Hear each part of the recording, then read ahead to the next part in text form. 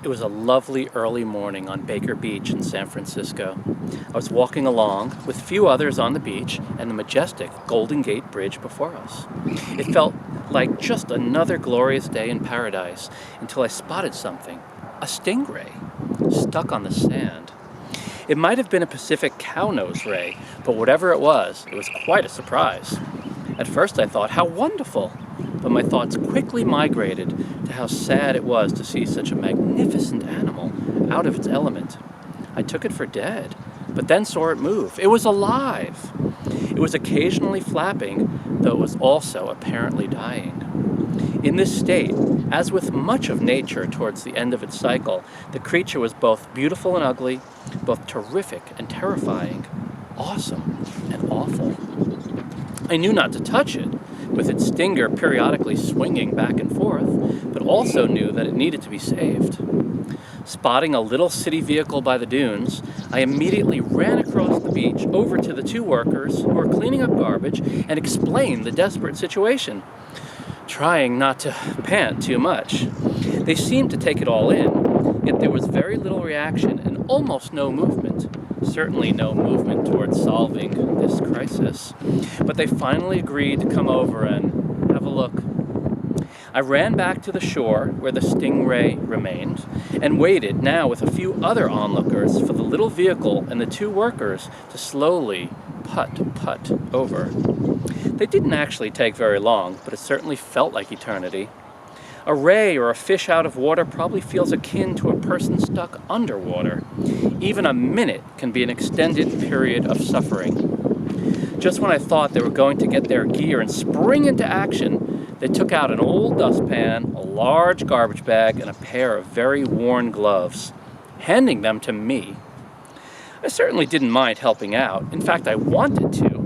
But I was surprised at their delegation of responsibility and unsure how to best use these meager instruments to save a life.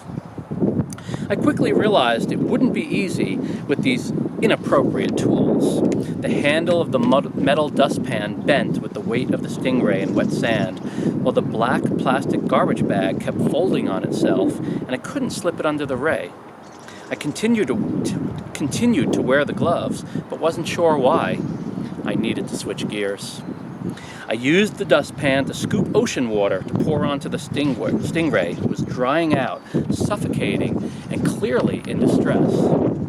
The prospect of seeing this beautiful being die on the beach right before us, and then to be pecked at by the shore birds or attacked and bitten by the lone dog there, was unsettling, to say the least.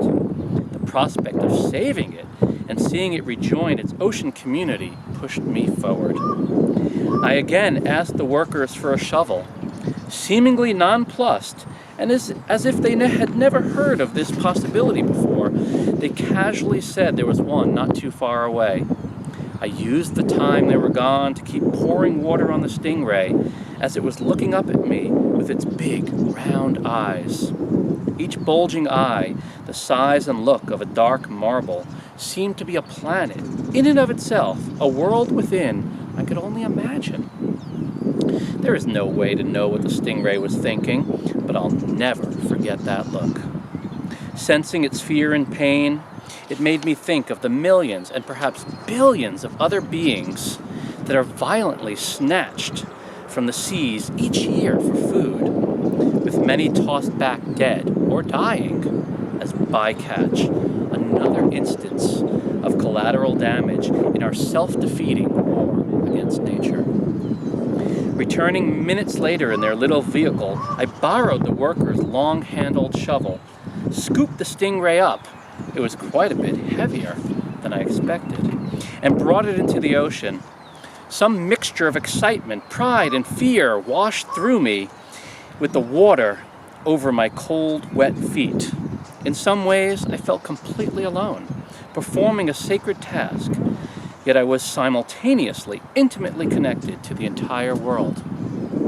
In spite of everything, including one's life and death, the Pacific waves kept pouring in and slipping out. I so much wanted to help this mysterious creature return home. Luckily, the tide was coming in, So nature gave us a boost. A wave came and washed over the ray like the generous hug and kiss of a parent. But the stingray didn't appear to move much. Thinking it might be wounded, diseased, or worse, I was dejected.